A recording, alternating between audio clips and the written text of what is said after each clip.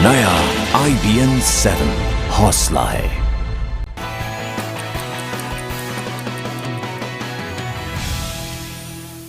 इस सरकार को अस्थिर करने के लिए और दिल्ली की पूरी व्यवस्था को ठप करने के लिए, और ये नोटिफिकेशन उसी एक बहुत बड़े षड्यंत्र का हिस्सा है। 10 फरवरी को चुनाव के नतीजे आए, 14 फरवरी को हम लोगों ने शपथ लेके सरकार बनाई।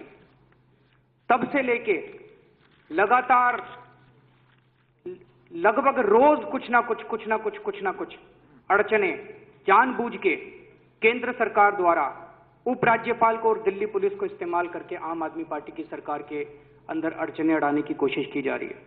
मैं आपको कुछ उदाहरण देना चाहूंगा।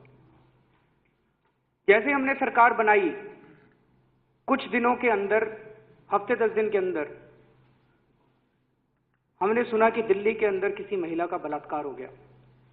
कुछ लोग मिलने के लिए आए मुझसे, उन्होंने कहा जी पुलिस तो जांच कर रही है, हमें भरोसा नहीं है, आप भी इसमें एक इंक्वायरी करा दीजिए। मैंने फाइल पे एसडीएम से इंक्वायरी करवाने के लिए लिख दिया, फाइल एलजी साहब के पास भेजी, एलजी साहब ने फाइल पे लिख दिया इंक्वायरी कराने की जरूरत नहीं है। एक मुख्यमंत्री, एक बार मुझे लगा एक मुख्यमंत्री होते हुए मैं एक इंक्वायरी नहीं करा सकता। दिल्ली के अंदर बलात्कार हो गया, वहां के लोग मुझसे मिलने के लिए आए, मैं एक मुख्यमंत्री होकर एक इंक्वायरी नहीं करा सकता। मैं चुप रहा। संविधान के अंदर लिखा है कि अगर उपराज्यपाल को किसी भी चीज के ऊपर हमारे साथ डिफरेंस ऑफ ओपिनियन होता है, उनको वो मुद्दा राष्ट्रपति जी को भेजना पड़ेगा। उनके पास अपने कोई स्वतंत्र अधिकार नहीं है। लेकिन एलजी साहब ने यह मुद्दा राष्ट्रपति जी के पास नहीं भेजा, हम चुप रहे। 28 फरवरी को दिल्ली के तत्कालीन चीफ सेक्रेटरी रिटायर हुए सपोलिया साहब। नए चीफ सेक्रेटरी को भी ज्वाइन करने में थोड़ा समय था, हफ्ते 10 दिन का टाइम था। हम लोगों ने तत्कालीन फाइनेंस सेक्रेटरी को 10 दिन के लिए, हफ्ता या 10 दिन मुझे एग्जैक्टली याद नहीं है, तत्कालीन फाइनेंस सेक्रेटरी को हम लोगों ने एडिशनल कार्यभार दे दिया। तो उपराज्यपाल महोदय ने फाइनेंस सेक्रेटरी को और सर्विसेज सेक्रेटरी को, दोनों को शो कॉज नोटिस जारी कर दिया और उनसे एक्सप्लेनेशन मांगा। सर्विसेज सेक्रेटरी को यह एक्सप्लेनेशन मांगा कि आपने इनको एडिशनल कार्यभार देने का ऑर्डर जारी क्यों किया मेरे से पूछे बिना। और फाइनेंस सेक्रेटरी से जवाब मांगा कि आपने मेरे से पूछे बिना एडिशनल चार्ज चीफ सेक्रेटरी का कैसे ले लिया। दोनों से जवाब मांगा उन्होंने, और हमारे थ्रू नहीं मांगा, मुख्यमंत्री को भी नहीं बताया, काउंसिल ऑफ मिनिस्टर्स को भी नहीं बताया, सीधे शो कॉज नोटिस अफसरों को जारी कर दिया। हम चुप रहे। अगर उनको डिफरेंस ऑफ ओपिनियन था तो उन्हें राष्ट्रपति जी को लिखना चाहिए था। संविधान में लिखा हुआ है कि राष्ट्रपति जी को वो लिखेंगे, लेकिन हम चुप रहे। अभी जब हमारे चीफ सेक्रेटरी साहब छुट्टी लेके 10 दिन के लिए गए और ये पूरा विवाद हुआ कि किसे चीफ सेक्रेटरी बनाया जाए, उसके ऊपर भी दोनों का डिफरेंस ऑफ ओपिनियन था। उपराज्यपाल ने गलत बोला मीडिया के अंदर कि 40 घंटे तक फाइल हमारे पास रही थी। उन्होंने ये नहीं बताया कि लगातार हम लोग 24 घंटे तक उनके साथ संपर्क कर रहे थे, उनको बताने की कोशिश कर रहे थे कि हम XYZ को क्यों चाहते हैं और ABC को क्यों नहीं चाहते हैं। उन्हें लगातार बताने की कोशिश की जा रही थी। लेकिन अगले दिन हमें जानकर ये आश्चर्य हुआ, शॉक रह गया हमें, कि जब उपराज्यपाल महोदय ने सेक्रेटरी सर्विसेज को डायरेक्टली ऑर्डर दे दिया कि आप XYZ को दिल्ली का चीफ सेक्रेटरी का एडिशनल कार्यभार दे दीजिए। चीफ से चीफ मिनिस्टर को नहीं बताया, काउंसिल ऑफ मिनिस्टर्स को नहीं बताया, हम सब लोगों को अलग कर दिया। ये तो ऐसे लग रहा है जैसे राष्ट्रपति शासन चल रहा है। और हद तो तब हो गई जब अगले हफ्ते, एक हफ्ते के बाद मेरे पास 3 चिट्ठियां एक साथ आई उपराज्यपाल महोदय की, जिसमें उन्हें दिल्ली की चुनी हुई सरकार के द्वारा पास किए गए 3 ऑर्डर्स को रद्द कर दिया उन्होंने। हमने 2 सेक्रेटरीज का अपॉइंटमेंट किया था, उन्होंने कहा this order is null and void ab initio. Manish Sisodia ने अपने डिपार्टमेंट के अंदर एक स्टैंडिंग ऑर्डर पास किया था कि किस तरह से हम ये चाहते हैं कि सारे काम, सारी फाइलें मुख्यमंत्री तक नहीं पहुंचनी चाहिए, सारी फाइलें मंत्री तक नहीं पहुंचनी चाहिए, कुछ काम नीचे हो जाने चाहिए। हम डेलीगेशन कर रहे थे पावर्स का तो मनीष सिसोदिया ने एक ऑर्डर पास किया था कि ये वाला काम सेक्रेटरी लेवल तक हो जाना चाहिए, ये वाला काम चीफ सेक्रेटरी तक होना चाहिए फाइल ऊपर। उन्होंने उस ऑर्डर को रद्द कर दिया, कहते हैं ये order is null and void है बिनिशो। मैंने एक ऑर्डर सारे दिल्ली के सेक्रेटरीज और प्रिंसिपल सेक्रेटरीज और हेड्स ऑफ द डिपार्टमेंट को भेजा था, उपराज्यपाल महोदय ने उसको भी नल एंड वॉइड कर दिया है बिनिशो। मेरे को एक बार तो लगा इतना कंट्रोल तो मेरे हेडमास्टर ने भी नहीं किया था जब मैं स्कूल में पढ़ा करता था। इतनी दखल अंदाजी मेरी जिंदगी में कभी किसी ने नहीं की जितनी उपराज्यपाल महोदय कर रहे हैं। पर यह समझना पड़ेगा ये क्यों कर रहे हैं, अपनी मर्जी से कर रहे हैं। मैं ये सोच रहा था कि अगर भारतीय जनता पार्टी की किरण बेदी जी मुख्यमंत्री होती तो क्या वो इसी तरह से दखल अंदाजी करते? एक दखल अंदाजी करने की हिम्मत करते अगर वो, अगले दिन उनको दिल्ली का उपराज्यपाल पद से हटा दिया जाता। मैं ये सोच रहा था कि ये मुद्दा कल भारतीय जनता पार्टी के अध्यक्ष ने कहा कि ये कॉन्स्टिट्यूशनल मुद्दा, ये कॉन्स्टिट्यूशनल मुद्दा नहीं है, ये राजनीतिक मुद्दा है।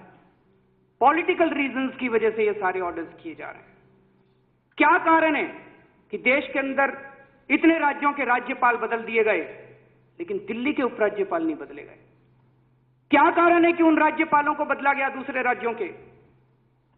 क्योंकि केंद्र की सरकार, भारतीय जनता पार्टी की सरकार ये चाहती है कि हम ऐसे व्यक्तियों को राज्यपाल बनाएं कि चुन चुन के हमारे जो विरोधी पार्टियों के मुख्यमंत्री हैं उनकी जिंदगी हराम कर दी जाए।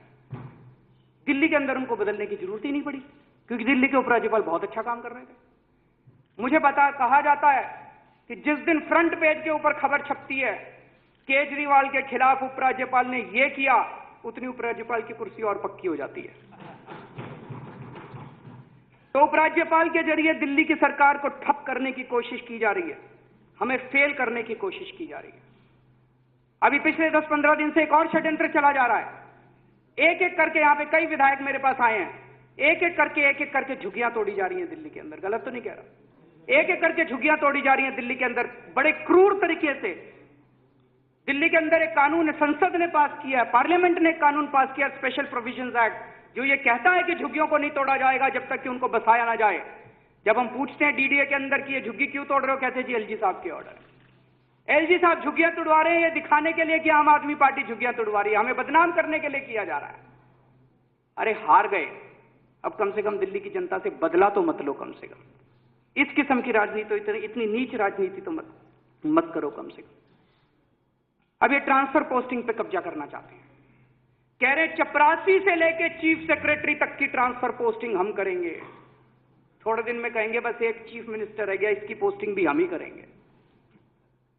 चपरासी से लेके चीफ सेक्रेटरी तक की पोस्टिंग हम करेंगे, ये कह रहे हैं। क्यों कह रहे हैं ये लोग? 3 कारण है। पहला कारण है, जैसे एलजी साहब केंद्र के इशारों पे नाच रहे हैं। एलजी साहब क्यों नाच रहे हैं केंद्र के इशारों पे? जिस दिन एलजी साहब ने कुछ भी ऐसा कर दिया जो केंद्र को पसंद नहीं आया, 24 घंटे के अंदर उनको हटा दिया जाएगा। मान लीजिए ऐसी व्यवस्था होती है हमारे संविधान के अंदर कि एलजी को केंद्र नहीं हटा सकता, तब एलजी साहब केंद्र की बात नहीं मानते, तब वो थोड़ा बहुत इंडिपेंडेंट व्यू भी ले सकते थे। तो एलजी साहब तो पूरी तरह से उनके इशारों पे नाच रहे हैं। अब वो कह रहे हैं कि नीचे के अफसरों को भी हम ऐसे फिट करेंगे कि वो भी उनके इशारों पे नाचेंगे। पावर सेक्रेटरी ऐसा लगाएंगे जो बिजली की व्यवस्था को ठप कर दे ताकि आम आदमी पार्टी की सरकार बदनाम हो। पानी के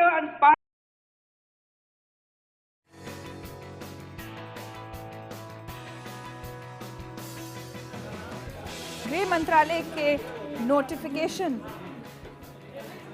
के खिलाफ प्रस्ताव पर चर्चा के बाद मुख्यमंत्री अरविंद केजरीवाल ऐसे वो सारे अफसरों को ऐसा लगाना चाहते हैं कि दिल्ली की व्यवस्था को वो ठप करना चाहते हैं।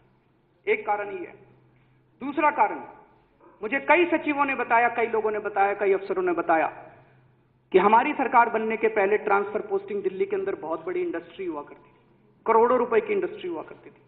मनीष सिसोदिया ने जब टेक ओवर किया, मनीष मुझे बताते हैं कि कई सिफारिशें आती थी। जैसे इन्होंने मेहरौली का, साकेत का उदाहरण दिया कि एसडीएम की पोस्टिंग करनी थी, सिफारिश, सबकी सिफारिश आ रही थी जी महरौली का एसडीएम बना दो या साकेत का एसडीएम बना दो, महरौली का एसडीएम बना दो, साकेत। महरौली और एसडीएम में साकेत में क्या है जी? तो पता चला वहां पे खूब पैसा बनता है। तो मनीष ने उसने ऐसे लोगों को लगाया, छांट छांट के ऐसे लोगों को लगाया जो ईमानदार लोग थे, और सारे एसडीएम वालों को, एसडीएम्स को बुला के पूछा, तुमसे किसी ने पैसा तो नहीं लिया? उन्होंने कहा नहीं जी, पहले खूब पैसा देना पड़ता था, इस बार एक पैसा नहीं लिया। तो मनीष ने उनको कहा कि तुमसे हमने पैसा नहीं लिया, अब तुम भी आगे पैसा मत लेना। वो ट्रांसफर पोस्टिंग की इंडस्ट्री को हम लोगों ने बंद किया। जितने भ्रष्टाचारी लोग पैसे देके बना करते थे, वो सारे दौड़े दौड़े पहुंचे होम मिनिस्ट्री, वो सारे दौड़े दौड़े पहुंचे पीएमओ, और पीएमओ ने और होम मिनिस्ट्री ने दखल अंदाजी करके कहा ट्रांसफर पोस्टिंग तो हम ही किया करेंगे। ये ट्रांसफर पोस्टिंग, मैं एलजी साहब से इतनी बार मिलता हूं, एलजी साहब ने एक बार मेरे से ये नहीं पूछा अरविंद दिल्ली में बिजली का क्या हाल है, सबको बिजली मिल रही है, सबको रोटी मिल रही है, सबको पानी मिल रहा है, सबको सड़क ठीक ठाक। ट्रांसफर पोस्टिंग में बड़ा इंटरेस्ट है सबका। कुछ तो गड़बड़ है सर। ट्रांसफर पोस्टिंग सारे चाहते हैं, ट्रांसफर पोस्टिंग को कंट्रोल करना चाहते हैं। और तीसरा कारण क्या हो सकता है इसका?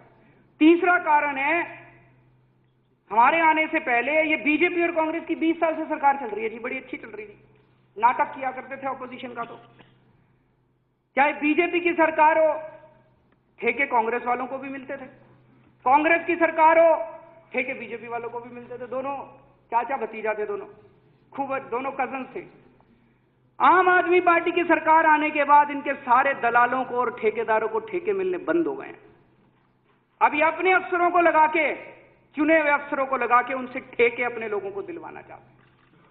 ये 3 कारण है जिसकी वजह से ट्रांसफर पोस्टिंग के ऊपर कंट्रोल करना चाहते हैं।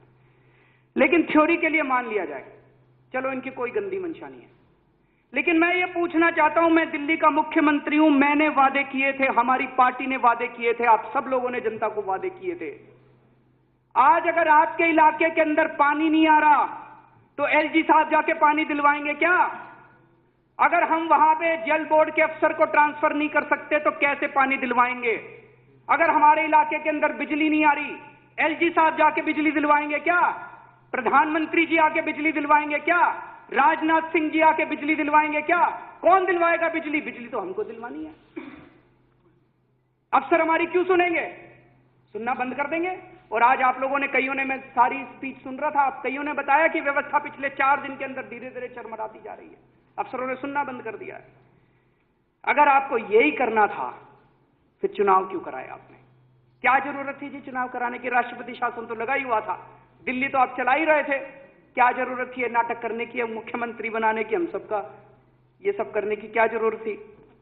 लोगों ने हमको वोट दिया है, लोगों ने आप लोगों को वोट दिया है, हमने वादे किए थे, जनता हमसे उम्मीद करती है, एलजी साहब से उम्मीद नहीं करती, और प्रधानमंत्री से तो उम्मीद छोड़ चुकी थी, इसीलिए 3 बच गई है। हमने वादे किए हैं, जनता हमसे पूछेगी, हमें अपने अफसर चुनने का अधिकार होना चाहिए, हमें अपने लोग चुनने का अधिकार होना चाहिए, हमें अपनी टीम बनाने का अधिकार होना चाहिए। लेकिन ये केवल दिल्ली में नहीं हो रहा भाई साहब, दिल्ली के अंदर ये जो कुछ हो रहा है ये बहुत ही खतरनाक है, बहुत खतरनाक है। और ये दिल्ली में एक्सपेरिमेंट हो रहा है, ये दिल्ली एक्सपेरिमेंट है भारतीय जनता पार्टी की केंद्र सरकार का। जितने राज्यपाल इन्होंने बदले हैं, अब एक एक करके ये एक्सपेरिमेंट दिल्ली का हर राज्य के अंदर इंप्लीमेंट किया जाएगा। तानाशाही की तरफ ये देश को ले जाना चाहते हैं, यही एक्सपेरिमेंट हर राज्य के अंदर किया जाएगा। और आज इस हाउस के जरिए, अध्यक्ष महोदय आपके जरिए, मैं देश के सारे नॉन बीजेपी मुख्यमंत्रियों से अपील करना चाहता हूं कि सारे इकट्ठे हो जाओ, अगर आपको इस देश को बचाना है, नहीं तो आपकी भी बारी आने वाली है जैसे हमारी बारी है।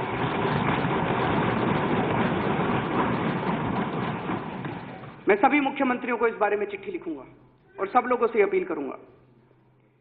दिल्ली में हमने भ्रष्टाचार कम किया, ये मैं नहीं कह रहा, दिल्ली की जनता से पूछ लीजिए, कहीं जाके पूछ लीजिए दिल्ली की जनता से, सारी दिल्ली की जनता कह रही है जी भ्रष्टाचार कम हो गया। ऑटो वालों की मीटिंग हुई, पिछले साल 49 दिन की सरकार में हमने भ्रष्टाचार कम किया था। पिछले साल भी हम लोगों ने ऑटो वालों की मीटिंग करी थी। पिछली साल जब मैं ऑटो वालों की मीटिंग में गया, मैंने पूछा, हाँ भाई भ्रष्टाचार कम हो गया, पुलिस वालों ने पैसे लेने बंद कर दिए? आधे लोगों ने कहा हाँ जी कर दिया, आधे वो लोग यूं यूं कर रहे थे, नहीं किए जी 49 दिन की सरकार में। इस बार जब मैं गया मैंने बड़े डरते डरते पूछा, मैंने कहा भाई पुलिस वालों ने पैसे लेने बंद कर दिए। मुझे आश्चर्य हुआ, 100% लोगों ने हाथ उठा के कहा जी पैसे लेने बंद कर दिए, भ्रष्टाचार। दिल्ली के अंदर भ्रष्टाचार कम हो गया। ये देश के लिए, दुनिया के लिए अजीब बात है कि जो देश में इतना जम के भ्रष्टाचार होता था, एक पार्टी आई और उसने चमत्कार कर दिया और 3 महीने के अंदर भ्रष्टाचार कम कर दिया। ये तो सेलिब्रेट होना चाहिए था, देश के अंदर सेलिब्रेट होना चाहिए था, दुनिया के अंदर सेलिब्रेट होना चाहिए था। मुझे लगा प्रधानमंत्री को बुला के हमें शाबाशी देनी चाहिए थी, अरविंद तुमने बड़ा अच्छा काम कर दिया, हमें तो पूरे देश में करेंगे। लेकिन उन्होंने ऐसा नहीं किया। उन्होंने क्या किया? उन्होंने हमारी एंटी करप्शन ब्यूरो को खत्म करने की कोशिश करी। उन्होंने हमारी एंटी करप्शन ब्यूरो की जुरिसडिक्शन खत्म करने, उनकी ताकतों को खत्म करने की कोशिश करी। अरे खुद तो नहीं कर सकते थे, कम से कम हम लोगों को तो कर लेने देते। उन्होंने क्या किया? केंद्र सरकार क्या कर रही है एंटी करप्शन ब्यूरो के बारे में? केंद्र सरकार क्या कर रही है? मैंने अखबार में भी पढ़ा था भ्रष्टाचार के बारे में। केंद्र सरकार के पास कई अफसरों के, सीबीआई ने कई अफसरों के खिलाफ मुकदमे करने के लिए परमिशन मांगी हुई है। केंद्र सरकार परमिशन नहीं दे रही उनको मुकदमे करने के लिए, उनके ऊपर बैठी हुई है, फाइलों पे बैठी हुई है। क्या कर रही है? अभी प्रिवेंशन ऑफ करप्शन एक्ट, भ्रष्टाचार निरोधक कानून है, उसकी सारी आत्मा को खत्म कर रही है। उसके सारे अच्छे अच्छे जो प्रोविजन थे, सख्त प्रोविजन थे भ्रष्टाचार निरोधक कानून के, वो सारे खत्म कर दिए। कैबिनेट ने प्रस्ताव पारित कर दिया। तो केंद्र सरकार भ्रष्टाचारियों को बचाने में लगी हुई है और दिल्ली की आम आदमी पार्टी सरकार भ्रष्टाचारियों को पकड़ने में लगी हुई है।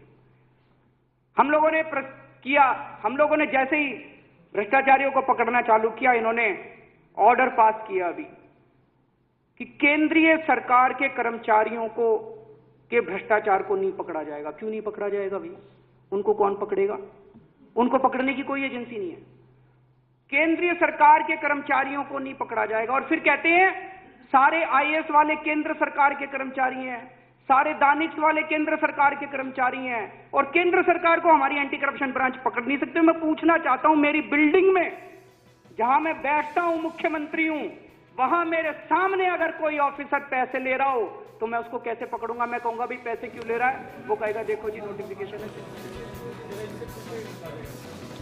जो जंग दिल्ली के मुख्यमंत्री अरविंद केजरीवाल और उपराज्यपाल के बीच लगातार चल रही है, उसी के बाद दिल्ली विधानसभा का विशेष सत्र ये बुलाया गया और गृह मंत्रालय का जो नोटिफिकेशन है उसके खिलाफ प्रस्ताव पर बहस के दौरान मुख्यमंत्री अरविंद केजरीवाल बोलते हुए